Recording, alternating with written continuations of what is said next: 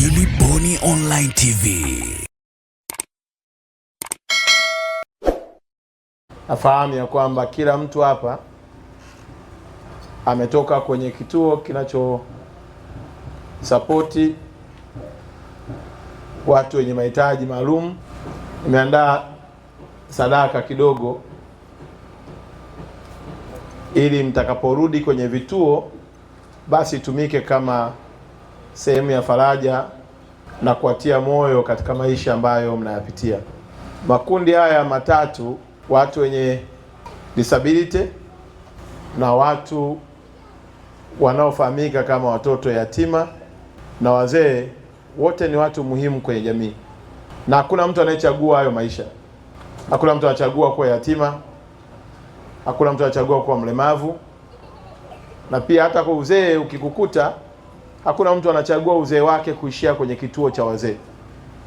Kila mtu angetamani aishi vizuri, alelewe na baba na mama.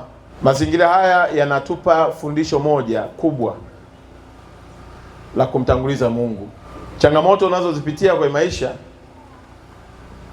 zinatupa nafasi ya kutafakari ukuu wa Mungu. Kuna watu wakiwa na pesa wanasahau kama Mungu ana nguvu kuliko pesa.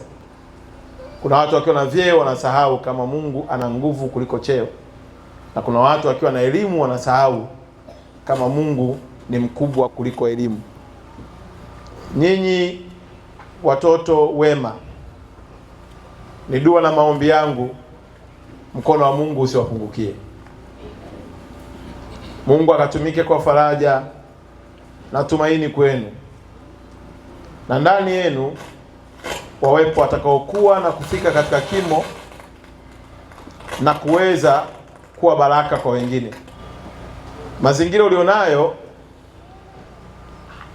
hayapasi kuwa sababu ya kufeli maisha. Kwa kuwa historia inaonyesha wako walioishi kwenye mazingira kama yako, wakilala barabarani, wakiwa hawana uhakika wa chakula, na hata mvua, jua ni halali yao, lakini Mungu amewawezesha kupitia ugumu huo wa mazingira. Walipoweka matumaini kwa Mungu, leo hii ni watu wa maana katika dunia na wamekuwa baraka kwenye nchi zao, jamii zao na ndugu zao. Kwa hiyo niwaombe msikatishwe tamaa. Mnaoenda shule, kasomeni kwa bidii huku mkimtanguliza Mungu. La pili, kwa wale wenye vituo vya kulelea watoto yatima na wale ambao mnalea wazee, niwaombe mtu yoyote, kama ulidhamiria kuanzisha kituo cha watoto yatima au cha kulea wazee au watu wenye mahitaji maalum, usikigeuze kituo hicho kuwa kitega uchumi chako. Mtalaaniwa.